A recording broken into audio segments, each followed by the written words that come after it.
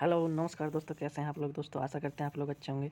तो दोस्तों जैसे कि आप थंबनेल में भी देख चुके होंगे कि आज जो हमारी वीडियो है किस चीज़ से रिलेटेड है, किस सब्जेक्ट से रिलेटेड है। तो दोस्तों हम आपको फिर से बताना चाहेंगे, आज जो आपकी वीडियो है वो है दोस्तों सी टेट का जो एग्ज़ाम कंडक्ट कराया था 1 जनवरी 2022 को जो कंडक्ट कराया था। दोस्तों पिछली वीडियो में हम आपको हिंदी और आपका दूसरा CDP 2 पेपर आपके सॉल्व करवा चुके हैं, यानी कि जो 1 जनवरी 2022 को ऑनलाइन पेपर कराया था। दोस्तों आज जो पेपर लेकर आए हैं यानी उसी का सेकंड थर्ड पोर्शन है दोस्तों।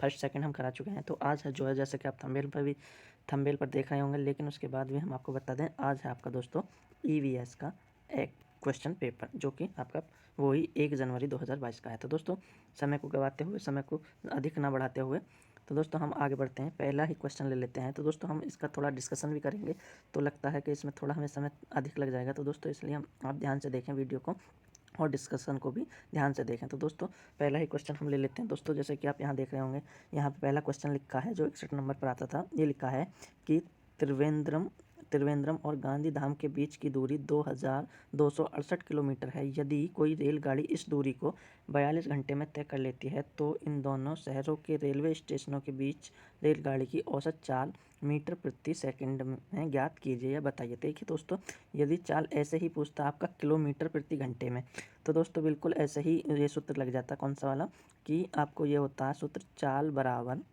दूरी बटे समय। ये आपका सूत्र लग जाता है और आसानी से ये आंसर निकल जाता है। लेकिन दोस्तों आप यहाँ ध्यान देंगे, जो ये क्वेश्चन में पूछा गया है, चाल जो पूछी गई है वो यहाँ देखिए मीटर प्रति सेकंड में, यानी किलोमीटर के हमें मीटर बनाने होंगे और जो घंटे हैं उसकी हमें सेकंड बनानी होंगी। तो दोस्तों कैसे करेंगे हल, देखते हैं दोस्तों। तो ध्यान देंगे दोस्तों, सबसे पहले हम वही सूत्र लगाएंगे, चाल बराबर दूरी बटे समय। तो दूरी है आपकी 2268 किलोमीटर और आपकी घंटे कितने दोस्तों, 42 घंटे।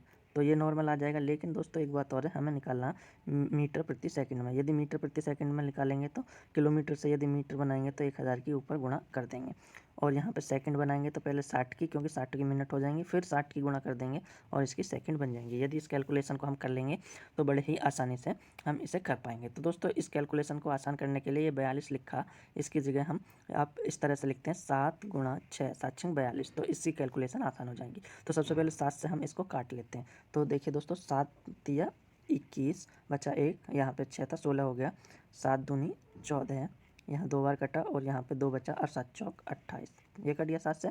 अब 6 से इसे काट देते हैं दोस्तों। ये काटेंगे तो आपका हो जाएगा 6 पंजे 30 और यहाँ पे 2 बचा और 6 चौक 24, 54 आ गया।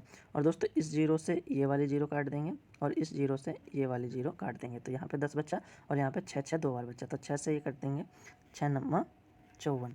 तो कुल मिला के ये इधर लिख लेंगे, ये आ जाएगा 9 गुणा 10 बटे आपका आ जाएगा 6 बचा था दोस्तों, तो ये हो जाएगा बराबर 90 बटे 6, है ना। तो इसे काट देंगे, ये कट जाएगा, बराबर 15 आ जाएगा, 15 छिक्का 90। तो 15 जो आएगा दोस्तों वो आएगा मीटर प्रति सेकंड। तो आंसर देखेंगे कि 15 कौन सा होगा दोस्तों, इसमें कोई भी 15, तो दोस्तों इसमें कोई भी 15 आंसर नहीं है। लेकिन दोस्तों आप देखेंगे यहाँ पे देखिए 54 भी नहीं है, 30 है, ये भी आंसर नहीं है, 27 है, ये भी आंसर नहीं है, और 25 है, ये भी आंसर नहीं है। लेकिन आप देखेंगे तो ऊपर जो इंग्लिश में था, तो यहाँ 4 नंबर पर 15 था, जो इसका यही राइट आंसर हो जाएगा। इसके बाद आगे बढ़ते हैं दोस्तों, नंबर 62 नंबर का क्वेश्चन ले लेते हैं, यानी दूसरा क्वेश्चन है। तो पहले ध्यान से पढ़ेंगे, उसके बाद इसे हल करेंगे दोस्तों। ये भी कुछ मैथ टाइप में क्वेश्चन है, तो पढ़ लेते हैं। यहाँ लिखा है कि कोई छात्र ए पर है और बी पर पहुँचना चाहता है, इसके लिए वह पहले ओ पर जाता है। सबसे पहले तो एक पॉइंट ले लेते हैं हम दोस्तों, ये ए, इसे मान लेते हैं ए। हुआ क्या कि ओ पर जाता है, जो ए के ठीक उत्तर में 120 किलोमीटर। तो दोस्तों ए से उत्तर दिशा में 120 किलोमीटर चलेंगे, तो उत्तर दिशा ऊपर की तरफ पड़ेगी, तो यहाँ से लेते हैं और ये आप चल दिए यहाँ, मान के चलो ये हो गया 120 किलोमीटर, सॉरी मीटर है इसमें, मीटर चल दिया। इसके बाद यहाँ पर उत्तर साइड में पड़ गया ओ बिंदु, तो यहाँ पे ये वाला जो है ओ बिंदु है। इसके बाद आगे पढ़ते हैं, और फिर वह ओ से बी ठीक पश्चिम दिशा में 50 मीटर दूरी तय करता है। ओ से चलेंगे पश्चिम दिशा में, ये आप इधर चल गए पश्चिम दिशा में, ये हो गया 50 मीटर, ये 50 मीटर हो गया। और फिर आगे करते हैं, आगे क्या कहना चाहता, दूरी तय करके पहुंचता है ए बी से दूरी तथा बी के सापेक्ष ए की दिशा क्रमशः ज्ञात कीजिए। सबसे पहले तो हम दूरी, ये देखिए दोस्तों, ये जो पॉइंट है ये आपका हो जाएगा बी। अब बी से ए तक की जो दूरी इस तरीके से निकालेंगे और ये एक तरह से त्रिभुज बन जाएगा और इसमें पाइथागोरस प्रमेय हम लगा देंगे। तो इधर आपका, जैसा आप जानते होंगे, पाइथागोरस प्रमेय जो होती है दोस्तों वही होता है कि दोनों का योग करके इसका क्या ले लेते हैं, देखिए इसका वर्गमूल ले लेंगे। तो जैसे कि पहला आपकी एक लंबाई है 50, इसकी 0 कम कर दे रहे हैं और प्लस लगा लेते हैं 120, इसकी भी 0 कम कर देंगे ताकि आसानी हो, और इसका हम कर लेंगे वर्ग और इसका विकर्ण निकालने के लिए ये अंडर रूट लगा देंगे। तो इसको हल करेंगे बराबर करके दोस्तों, 5 का आ जाएगा 25 प्लस ये आपका 12 का आ जाएगा 144, और दोनों को यदि हम जोड़ देंगे, ये अंडर रूट इस पर लगा रहेगा और इसे दोनों को जोड़ देंगे तो ये आपका आ जाएगा 169 और 169, इस पर अंडर रूट लगा देंगे तो इसका अंडर रूट आता है 13 और एक जीरो इसकी हम दोस्तों बढ़ा लेंगे जो हमने हटाई थी। तो ये आ जाएगा कुल मिला के 130 मीटर आ गया। लेकिन दोस्तों अब दिशा ज्ञात करनी है। तो यहाँ देखिए दोस्तों, यहाँ है आपका बी, ये कह रहा है बी के सापेक्ष ए की दिशा। तो बी से अगर ए को देखेंगे तो सबसे पहले देखेंगे दक्षिण में है और दूसरा इधर पड़ता है आपका, इधर की साइड पूरब और नीचे की साइड पड़ता है दक्षिण। तो ये देखेंगे जो दक्षिण पूर्व कहाँ है, तो इसमें 2 नंबर पे है, तो इसमें 2 नंबर पर दक्षिण पूर्व आंसर हो जाएगा। इसके बाद आगे चलते हैं दोस्तों, इसके बाद नेक्स्ट क्वेश्चन लेंगे। नेक्स्ट देखिए, ये आपका थ्योरेटिकल क्वेश्चन है, इसे देखते हैं दोस्तों, पढ़ते हैं पहले। इसमें लिखा है कि स्लॉथ के विषय में निम्नलिखित में सही कथन चुनिए। स्लॉथ जो एक जानवर होता है, भालू जैसा दिखाई देता है, तो उसके बारे में हम जानकारी पढ़ते हैं। सबसे पहले लिखा स्लॉथ भालू जैसा दिखाई देता है। दोस्तों भालू जैसा तो दिखाई देता है, लेकिन आगे पढ़ते हैं, और दिन के लगभग 22 घंटे वृक्ष की शाखा पर उल्टे सिर लटका कर रहता है। देखिए दोस्तों, 22 घंटे ना रहकर ये 17 घंटे रहता है, तो इसलिए ऑप्शन गलत हो जाएगा। स्लॉथ चिंपैंजी जैसा दिखता है, तो ये गलत हो जाएगा यहीं पर। इसके बाद लिखा है स्लॉथ चिंपैंजी वनमानुष जैसा दिखता है, ये गलत हो जाएगा। अब आगे देख लेते हैं चौथा विकल्प क्या कहता है। स्लॉथ भालू जैसे दिखते हैं और दिन के लगभग 17 घंटे वृक्ष की शाखा पर उल्टे सिर कर लटकाते हैं। बिल्कुल ये आपका सही हो जाएगा, भालू जैसा दिखता है और 17 घंटे सोता है, ये ऑप्शन आपका सही हो जाएगा। इसके बाद आगे चलते हैं दोस्तों, आगे हाँ देखिए नेक्स्ट क्वेश्चन है, जब किसी एक कपड़े पर दूध को उड़ेलते हैं मलाई उसी पर रह जाती है, इस पृथक्करण की क्रिया को क्या कहते हैं। तो सबसे पहले निश्चयनंदन है, तो दोस्तों इसी को कहते हैं निश्चयनंदन, जो उस पर यानी आप इस तरह से कहते हैं जिसे फिल्ट्रेशन कहते हैं। अंग्रेजी में आप देख पाओगे तो बहुत अच्छा समझ में आएगा। ऐसा हो गया फिल्ट्रेशन, जो किसी चीज़ को फिल्टर करते हैं यानी छानते हैं, ये ऐसा कह सकते हैं, ये निश्चयनंदन हो जाएगा। इसके बाद आगे चलते हैं दोस्तों, आगे फिर न्यूमेरिकल टाइप शायद क्वेश्चन है, हाँ देखिए है दोस्तों, इसे देखते हैं, पढ़ लेते हैं और हल करते हैं। कक्षा 5 की पाठ्यपुस्तक में दिए गए गोलकोंडा किले की मानचित्र में 1 सेंटीमीटर ज़मीन पर 110 मीटर की दूरी दर्शाता है। तो दोस्तों 1 सेंटीमीटर ज़मीन है मानचित्र पर और ये बराबर कितने को दर्शाती है, 110 मीटर को। अच्छा, इस मानचित्र में फतेह दरवाजे से जमाली दरवाजे की दूरी 10.7 सेंटीमीटर है। तो ज़मीन पर इन दोनों दरवाज़ों की दूरी क्या होगी, तो इसकी जगह एक की जगह जब हम मान लेंगे 10.7 सेंटीमीटर, तो मीटर में यदि हम निकालें तो इसकी 110 मीटर में इसकी हम गुणा कर देंगे 10.7 की, और दोस्तों इस जीरो से हम दशमलव को ख़त्म कर देंगे, ये हो जाएगा 107, और 107 की जब हम 11 में गुणा करेंगे या 11 की गुणा 107 में करेंगे तो 11 सत्ते 77, 11 जीरो जीरो हासिल का 7, और आपका ये हो जाएगा 11 एकम 11, तो ये आएगा 1177 मीटर आएगा दोस्तों। लेकिन आंसर किलोमीटर में है, तो 1000 का इसमें भाग कर देंगे, 1000 का भाग कर देंगे तो 1 2 3 अंकों पे यहाँ पे ऊपर दशमलव लगा देंगे, तो ये आ जाएगा 1.177 किलोमीटर। इसका आंसर देख लेते हैं दोस्तों, आंसर कौन सा आपका, शायद 2 ही नंबर इसका आंसर है। तो ये देखो इस पर लिखा 2 नंबर आंसर हो जाएगा, ये 2 नंबर पे आंसर हो जाएगा 1.177 किलोमीटर। इसके बाद आगे चलते हैं दोस्तों, आगे 669 का देखिए दोस्तों, 66 का है दोस्तों क्वेश्चन नंबर। हाँ देखिए दोस्तों, ये भी थ्योरेटिकल है। हाँ दोस्तों, इसे ध्यान से समझेंगे। 3 राज्यों का वह समूह जिसके किनारे पर बंगाल की खाड़ी है कौन सा है। तो दोस्तों सबसे पहले हम देख लेंगे, हल्का सा मानचित्र बना लेंगे आप अपने इंडिया का। तो जैसे कि आप जानते होंगे, थोड़ा सा हमारा मानचित्र इंडिया का इस तरह से होता है दोस्तों, आप जानते होंगे, वैसे तो ठीक से नहीं बन पाएगी ड्राइंग, तो यहाँ से समझाने के हिसाब से हम इस तरह से बना देते हैं। इस तरह से होता है दोस्तों। तो बंगाल की खाड़ी इधर हो जाती है, बी फॉर बंगाल, बंगाल की खाड़ी इधर हो जाती है और इधर हो जाता है अरब सागर। तो यहाँ पे क्वेश्चन में देखा था कि कौन कौन की मतलब बंगाल की खाड़ी की तरफ राज्य हैं। तो सबसे पहले ये पहले को लेते हैं, तो सबसे पहले में देखते हैं तो आंध्र प्रदेश। तो दोस्तों आंध्र प्रदेश आपका यहाँ है, और फिर है महाराष्ट्र। महाराष्ट्र दोस्तों यहाँ है, तो इसलिए पहला ऑप्शन गलत हो जाएगा।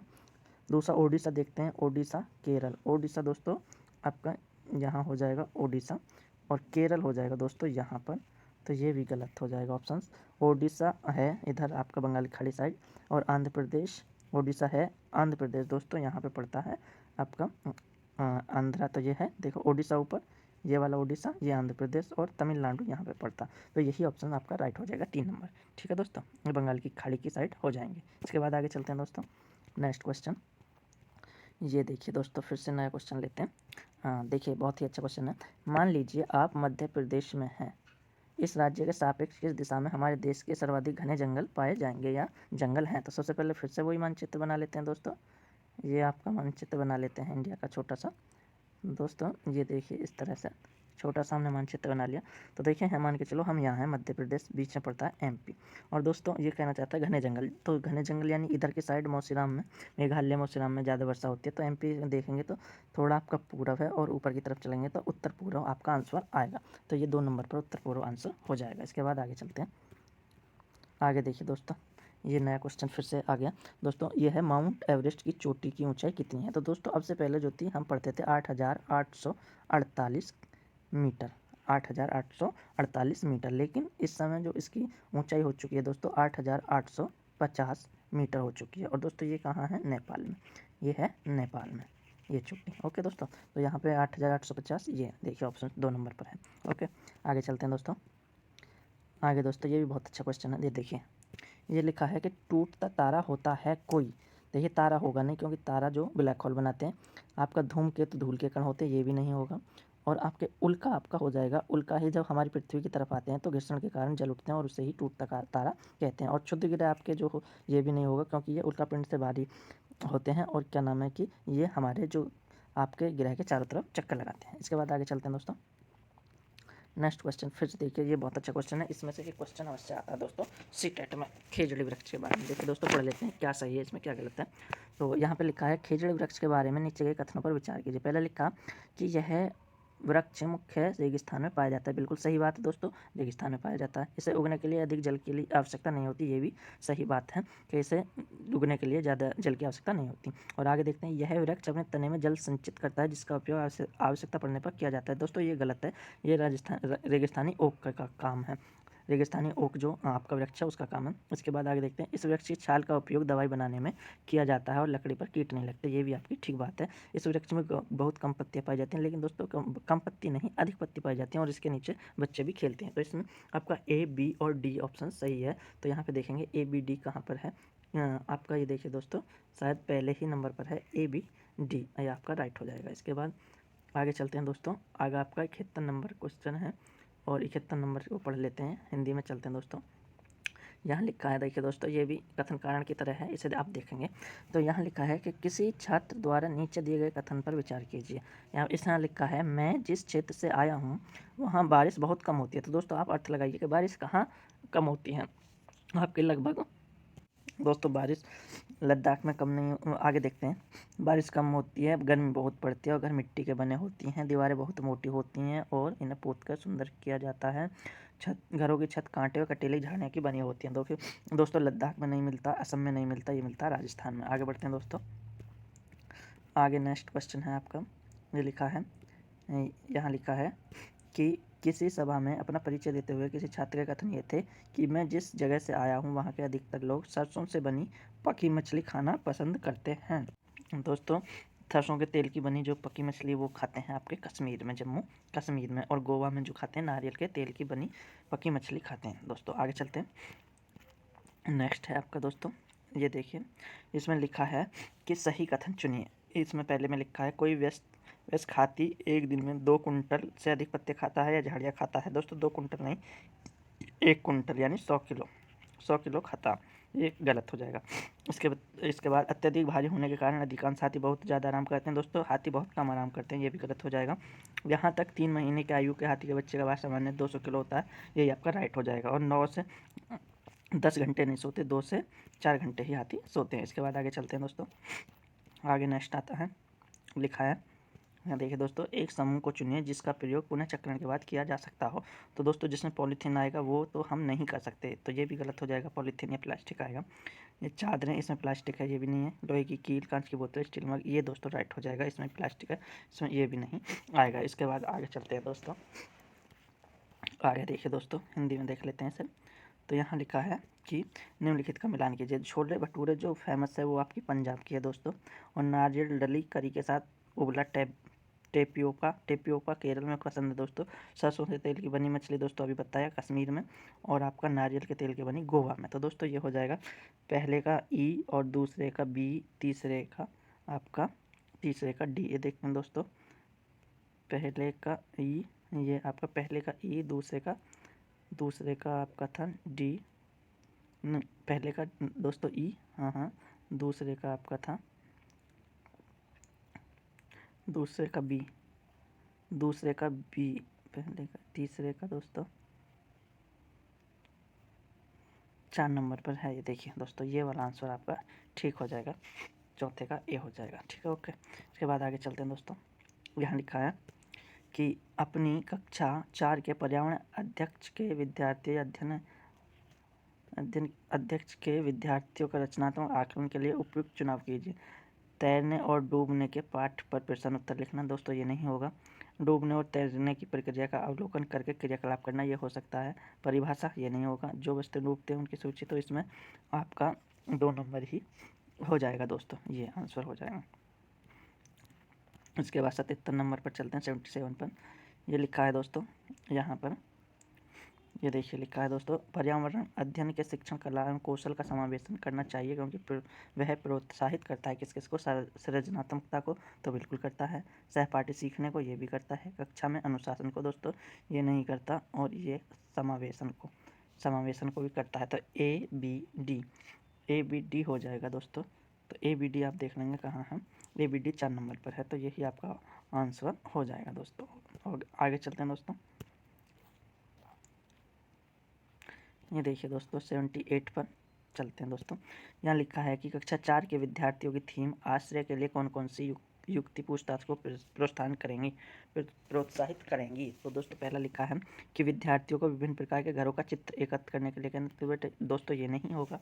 इसके बाद विभिन्न प्रकार के आश्रयों का चित्र साझा करना, ये भी नहीं होगा। विभिन्न मकान निर्माण स्थलों पर जाने के उपरांत विद्यार्थियों को अनुभवों को सुनाने के लिए कहना, तो यही जिसमें अनुभव का प्रचलन हो वही आंसर आपका ठीक हो जाएगा। इसके बाद आगे चलते हैं। आगे लिखा है दोस्तों, प्राथमिक कक्षाओं का पर्यावरण अध्ययन वह विषय क्षेत्र है जिसके एकीकरण है, यानी जिसमें क्या क्या एकीकरण है, विज्ञान, पर्यावरण, शिक्षा। तो ये दोस्तों ये नहीं होगा। इसमें और भी सारे, यानी कि प्राथमिक स्तर पर कोई विज्ञान वगैरह नहीं लिया जाता, सारे सब्जेक्ट एक ही पुस्तक में समाहित होते हैं। तो जिसमें सबसे अधिक होंगे वही सामाजिक विज्ञान का संप्रत्य है, ये भी नहीं। विज्ञान सामाजिक का, ये भी नहीं। इसमें आ गया विज्ञान भी आ गया, सामाजिक विज्ञान भी और पर्यावरण भी, तो आंसर आपका 4 नंबर हो जाएगा। इसके बाद आगे चलते हैं दोस्तों। आगे लिखा है कि निम्न में से प्राथमिक स्तर के पर्यावरण अध्ययन का क्या उद्देश्य है। नंबर 1, लैंगिक भेदभाव से संबंधित मुद्दों पर सीखने वालों को संवेदनशील बनाना, ये हो सकता है। आगे देखते हैं, स्थानीय उपलब्ध सामग्री को सरल प्रारूपों का विकास करना, ये नहीं होगा। प्रारूपों का विकास ये प्राथमिक स्तर पर नहीं आता। विद्यार्थियों को उच्च प्राथमिक विज्ञान संपत्तियों के लिए क्रमिक रूप से तैयार करना, ये भी नहीं होगा। विद्यार्थियों को उनके आस पड़ोस में उपलब्ध व्यवसायिक के लिए नहीं करना, क्योंकि दोस्तों प्राथमिक स्तर के बच्चे हैं, तो इसलिए ऑप्शन एक ही आपका यहाँ पर ठीक हो जाएगा। इसके बाद आगे चलते हैं। नेक्स्ट है आपका कि शिक्षिका ने अपने विद्यार्थियों को भोजन के रूप में ग्रहण किए जाने वाले पौधों के विभिन्न भागों जैसे जड़, तना, पुष्प के नाम जानने के लिए अपने परिवार के सदस्यों से परामर्श करने के लिए कहा। इस क्रियाकलाप की अधिकल्पना की गई है, किस वजह से की गई है, तो आगे देख लेते हैं। नंबर 1 पर लिखा कि अनुभवनात्मक सीखने को प्रोत्साहित करना। दोस्तों ये अनुभव आ रहा तो ये हो सकता है, लेकिन आगे पढ़ लेते हैं। भोजन से संबंधित संपत्ति सीखना, ये गलत हो जाएगा दोस्तों। पाठ को अत्यधिक आनंदमय बनाना, ये भी गलत हो जाएगा। विद्यार्थियों को भोजन के विषय में खुले मन से खोज करना, ये भी गलत हो जाएगा। यानी यहाँ पे हो जाएगा अनुभव की बात की गई है, तो अनुभव सीखने के बारे में। ठीक है दोस्तों, 1 नंबर हो जाएगा। और दोस्तों आगे चलते हैं। 82 82 यानी ये देखिए दोस्तों, अच्छा क्वेश्चन है। दृष्टिबाधित विद्यार्थियों को पर्यावरण अध्ययन पढ़ाने के लिए निम्न में से कौन सी युक्ति सर्वाधिक उपयुक्त रहेगी? कौन सी, यानी दृष्टिबाधित है यानी दोस्तों जो देख नहीं सकते। कक्षा में मिश्रित सहपाठी समूह बना के क्या करेंगे दोस्तों? देख नहीं सकता ना बच्चा, तो किसी कार्य को पूरा करने के लिए अधिक समय देकर, ये भी नहीं होगा दोस्तों। आगे देख लेते हैं दोस्तों, यहाँ लिखा है किसी भी कार्य को भागों में बांट कर, ये भी नहीं होगा। स्पर्श शिक्षण अधिगम सामग्री का अधिक प्रयोग करके, क्योंकि दोस्तों स्पर्श इसलिए क्योंकि वो दृष्टिबाधित है, सारी जो गतिविधि है वो अधिकतर स्पर्श करके ही कर देगा, तो ये आपका ठीक हो जाएगा। उसके बाद आगे चलते, आगे लिखा है दोस्तों कि पर्यावरण अध्ययन का शिक्षण करते हुए पाठ का वह उपयुक्त स्तर जिस पर विद्यार्थियों का आकलन किया जाना चाहिए, वह क्या होना चाहिए? पाठ के अंत में दोस्तों, पाठ के अंत में नहीं करना चाहिए आकलन, पाठ के आरंभ में भी नहीं करना चाहिए, जब विद्यार्थी चाहे जब भी नहीं करना चाहिए दोस्तों। शिक्षण अधिगम के दौरान यानी बीच बीच में उसका आकलन करते रहना चाहिए। इसके बाद आगे चलते हैं दोस्तों, आगे लिखा है दोस्तों, आपको अपने विद्यार्थियों के पर्यावरण अध्ययन परियोजना का आकलन करना है और उन्हें शीघ्र पुनर्निवेशन देना है। आप आकलन के किस साधन को चुनेंगे? अवलोकन को नहीं चुनेंगे दोस्तों, क्रम निर्धारण मापनी को भी नहीं चुनेंगे। सबसे पहले उसे चुनेंगे जांच सूची में, यानी उसकी जांच में देखेंगे कि वो है किस तरह से कार्य करता है, बच्चा किस अधिगम को कर सकता है। आगे पढ़ते हैं दोस्तों, आगे लिखा है कि पर्यावरण अध्ययन को सीखने का आकलन का उद्देश्य क्या है कि नंबर 1 पर लिखा है शिक्षक विद्यार्थियों की उपलब्धियों के विषय में जानकारी एकत्रित करना, तो यही आपका पहला ही आंसर ठीक हो जाएगा। इसके बाद आगे चलते हैं दोस्तों, ये देखिए दोस्तों, ये नई शिक्षा नीति से है, आपका नई शिक्षा नीति से है क्वेश्चन। नई शिक्षा नीति 2020 के अनुसार प्राथमिक कक्षाओं यानी 1 से 5 के बच्चों में क्या स्तर रहेगा? आरंभिक रहेगा, ये तो रहेगा। ये मध्य दोस्तों, मध्य आपका बीच वाला हो जाता है, जूनियर के लिए हो जाता है। और बुनियादी तो दोस्तों होता ही है प्राथमिक स्तर पे, तो इसमें ए और सी आपका सही हो जाएगा। ए और सी 3 नंबर पर, ये आपका राइट हो जाएगा।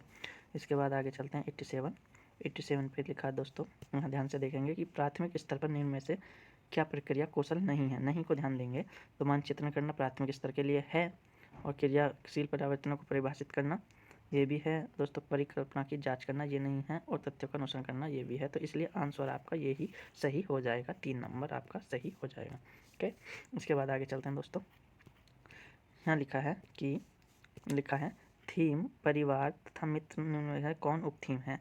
तो चीज़ जो हम बनाते हैं और कर सकते हैं, ये भी नहीं होगा दोस्तों। कार्य और खेल, ये आपका होगा थीम परिवार मित्र में। भोजन जल भी नहीं, और हमारा आश्रय भी नहीं। इसके बाद आगे चलते हैं, आगे लिखा है दोस्तों, नेक्स्ट क्वेश्चन था, निम्न में से कौन सा अपसारी प्रश्न है जो पर्यावरण अध्ययन की शिक्षिका अपने छात्रों की सृजनात्मकता क्षमता को प्रोत्साहित करने के लिए पूछेंगी? तो अपसारी चिंतन का या अपसारी प्रश्न का मतलब ये होता है दोस्तों जिसके आंसर 1 से अधिक हो। तो जो आपके इसमें आंसर 1 से अधिक तरीके से दिया जा सकेगा वही आपका आंसर ठीक होगा। जैसे कि मृदा में प्याज के बीजों को बोने से लेकर फसल काटने के चरण को कौन कौन से उपयोग में लाए जाते हैं ये बताना, यानी कि चरण तो एक ही होगा दोस्तों, चाहे किसी प्रकार से कर ले तो ये आंसर नहीं होगा।